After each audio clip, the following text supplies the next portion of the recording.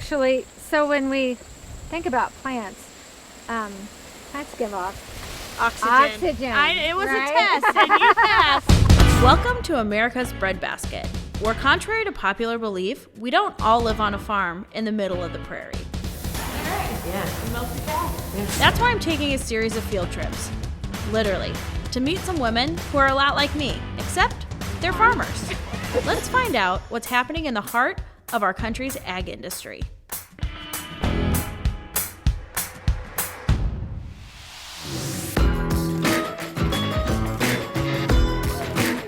I'm Diane Carr from Blue Hill, Nebraska.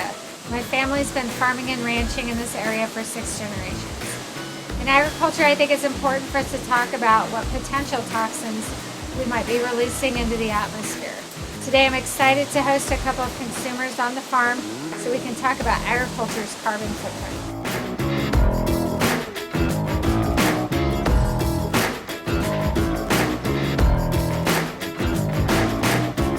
What we're looking at here is one of our pastures. We've got the mama cows and the babies that were born somewhere between February and April. We'll have them in the pasture, we'll go graze the corn stalks, we'll go through calving season, they go back to pasture, and it just repeats itself.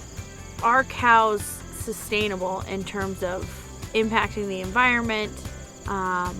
What are some of the concerns within agriculture of raising cattle? I think there are sometimes some misconceptions about how cattle impact the environment. Cattle have a much smaller impact than, say, the transportation industry or fossil fuels. And so I think that's something that we really need to unpack and talk about and get into the science. Would it make sense as a society if we just started eating things other than meat? That is a great question, because the answer to that is that it would not make any difference at all if we stopped eating meat, which when I ran across that information, that was really surprising, because that's not the talk that I'm hearing at all. When we go back and we break down the numbers of all of livestock is around that 4%. By the time we would switch to another source of protein, the difference would be so infinitesimally small that it can't even be measured. And is it cows that we should just be concerned about with these emissions, or do chickens and hogs and what else? Lamb? I'm like, what else do we Different eat? kinds of livestock.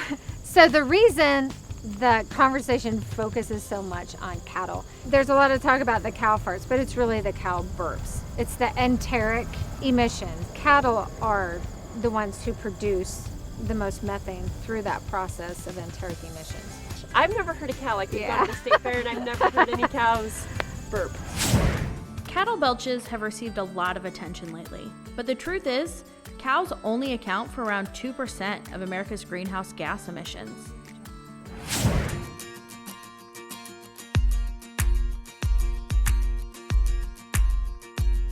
We're just in the middle of a cornfield here. This is one of our fields where you can see this is no-till practice here. We just planted right into last year's corn stalks. As the stalks and the plant matter break down, then there are nutrients that are available for next year's crop. And another thing about us being no-till farmers is fewer trips across the field. So that's also more efficient. In the peak of the growing season, in the Midwest where we're growing corn, we're 40% better than the Amazon rainforest of producing oxygen and just because of all the soybeans and the corn? From the corn. So can you talk about the cycle and the way it relates to plants and livestock and the emissions that they hold together? So that cycle is actually called the biogenic carbon cycle. Part of their diet is consuming cellulose and starch. So they eat. We've talked about the enteric emissions. They'll emit some methane into the air. Over time, methane breaks down into carbon dioxide. The carbon dioxide that's in the air then is taken in by the plants. So they're turning that carbon dioxide, into that cellulose and starch that, again, is ingested by the cattle. So that cycle complements each other and has been going on for years and years. So when we think about, maybe some of the enteric emissions cattle, then we also have to think about, how are cattle pulling that back out? And, that's maybe one of the differences that we see comparing agriculture to other industries is, maybe transportation and fossil fuels, they're putting all that carbon dioxide and methane and other emissions into the air. But then the question is, what do they do to pull it back out?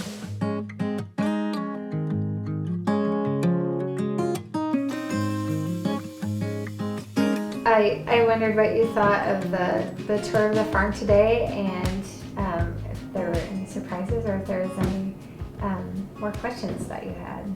So the conversation's been largely around the livestock, and so I'm interested in what other greenhouse gases are being emitted on farms or within agriculture. Transportation is a piece of agriculture that we look at. With trucking, we need to be able to ship our grain, and so that's another part of that transportation piece. When I go to the grocery store, I go to a restaurant, I order beef.